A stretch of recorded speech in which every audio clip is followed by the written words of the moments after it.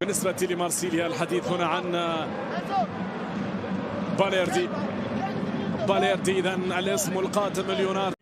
الأمور منتصرا، مارسيليا ذهب مبتسما بل عاد قلقا وعاد مبتسما، ذهب قلقا وعاد مبتسما بنقاط المباراة الثلاث. أمين جويري إلى ماتو أورايلي إلى الدنماركي الذي وضع الكرة في المرمى، وضع الكرة في الشباك، يسجل هذا الهدف ويضع الكرة في الشباك من جديد.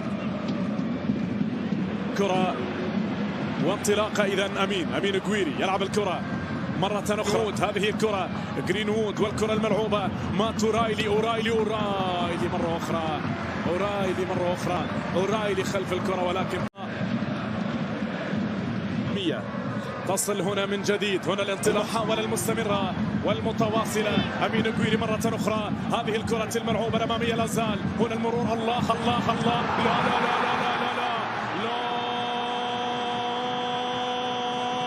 يا سحر، أنا لا أقوى على ذلك يا سحر، لا أقوى على سحرك، على عرضك، على روعتك، على هدفك الماضي.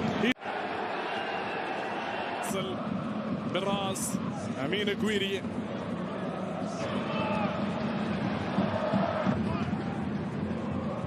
مرة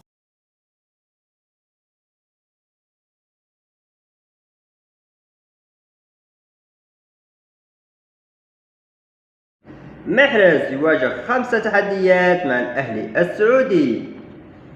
يعلم نجم المنتخب الوطني الجزائري ونادي الأهلي السعودي رياض محرز أنه يواجه امتحانا حقيقيا هذه المرة مع الراقي، بعدما تعرض لهجومات حادة من قبل عدد من النقاد، بالإضافة إلى انتقادات شديدة من جماهير الفريق الثاني لمدينة جدة بسبب تراجع مستوى وعدم قدرته على صناعة الفارق، خاصة في المنافسات في الدوري السعودي وكذلك في دوري أبطال آسيا للنخبة. وبعد نهاية التوقف الدوري خلال هذا الشهر، يدرك محرز أنه سيلعب مواجهة بطبع ثأري مع الشباب يوم 17 أكتوبر ضمن منافسات الجولة الخامسة من الدوري السعودي لكرة القدم، خاصة أن الجزائر تراجع مرارا الهزيمة أمام اليوث في الموسم الماضي ب3 أهداف مقابل هدف في المسابقة المحلية، يعني أن قائد الخضر مطالب بقيادة الراقي نحو الانتصار بعدما أصبح للفريق يحتل الآن المركز السابع برصيد 8 نقاط. وبعد معركة الشباب في الدوري السعودي، ينتظر بقاء محرز مواجهة نارية ضد الغراب القطري يوم 20 أكتوبر الجاري ضمن منافسات الجولة الثالثة من مرحلة الدوري في دوري أبطال آسيا للنخبة، إذ يطمح الراقي إلى تعزيز المركز الثاني والاقتراب أكثر من الهلال الذي يتصدر بالعلامة الكاملة، وجمع الأهلي 4 نقاط فقط في المباراتين.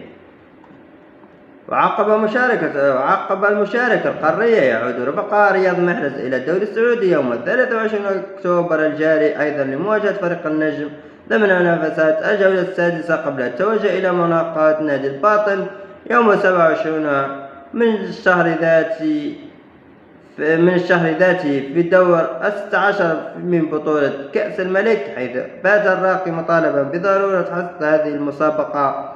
وفي 30 أكتوبر الجاري أيضا يستعين على رفقاء محرز الاستعداد لملاقاة نادي الرياض ضمن منافسات الجولة السابعة من الدوري السعودي، ما يعني أن هذا الشهر سيكون مليئا بالتحديات أمام النجم الجزائري رياض محرز الذي بات مطالبا بالرد على الانتقادات التي تلاحقه والعمل على منح رفقائه التمريرات الحاسمة وتحقيق الانتصارات وخطف النقاط الثلاث في كل المواجهات.